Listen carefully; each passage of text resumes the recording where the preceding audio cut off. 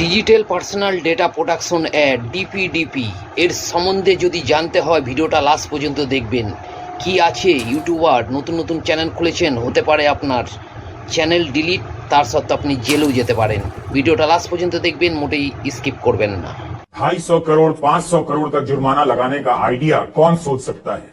भारत सरकार digital personal data protection act DPDP के नियम लागू करने वाली है और इन नियमों के अनुसार बताया जा रहा है कि किसी पत्रकार या किसी संगठन के लिए बिना अनुमति के किसी का भी नाम, किसी की पर्सनल जानकारी छापना उसे बर्बाद कर सकता है, क्योंकि इस मामले में 250 करोड़ का जुर्माना रखा गया है और नहीं देने पर इसे बढ़ाकर 500 करोड़ कर दिया जाएगा।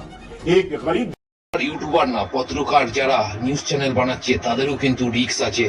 যেখানে একটা নিউজ চ্যানেল 60,000 থেকে 1 লাখ কি 70,000 80,000 মাইনে পায়, কিন্তু জরিমানা আপনার হতে পারে যদি আপনি না জেনে থাকেন। কাউরের ফটো বা কারোর ভিডিও যদি আপলোড করেন, কাউরের বিষয় যদি আপনি বলেন, তাহলে কিন্তু আপনার জেলও হতে পারে। আর 500 করোড় থেকে নিয়ে 2,500 করোড় পর্যন্ত আপনার জরিমানা লাগতে পারে, তার সাথে 2 বছরের জেলও হতে পারে।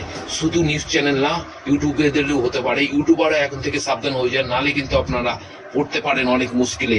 যদি লাখ টাকা কামাতে যান, দিতে হবে আপনাকে 500 থেকে 250 করোড়। তো আপনারা সাবধান হয়ে যান আর সবকিছু জেনে শুনে তারপরে ভিডিও বানান। এই কানুনটা কিন্তু লাগু হতে চলেছে, তো এখন থেকে আপনারা সাবধান হয়ে যান আর ভিডিওটা লাস্ট পর্যন্ত দেখুন।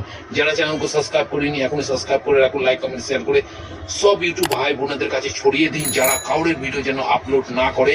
জেনে শুনে তারপরে কিন্তু আপলোড করতে হবে, কেননা এই রুলসটা, এই যে কানুনটা চালু হতে চলেছে, এখনো চালু হয়নি, তবে কিন্তু চালু হবে খুব শীঘ্রই।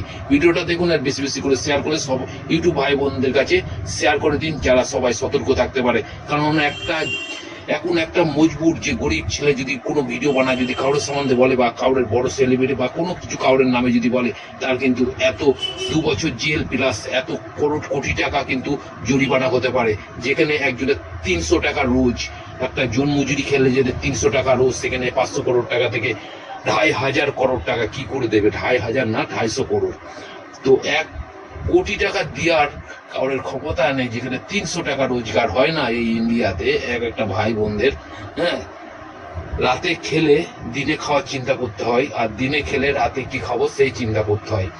সেই ক্ষেত্রে যদি আমরা এখন দেখি যে নতুন নতুন ইউটিউব ভাই বোনেরা ইউটিউব চ্যানেল ওপেন করছেন, যদি কোনো রকম কাউরের ভিডিও আপলোড করে থাকেন, আপনি কিন্তু অনেক মুশকিলে পড়ে যাবেন।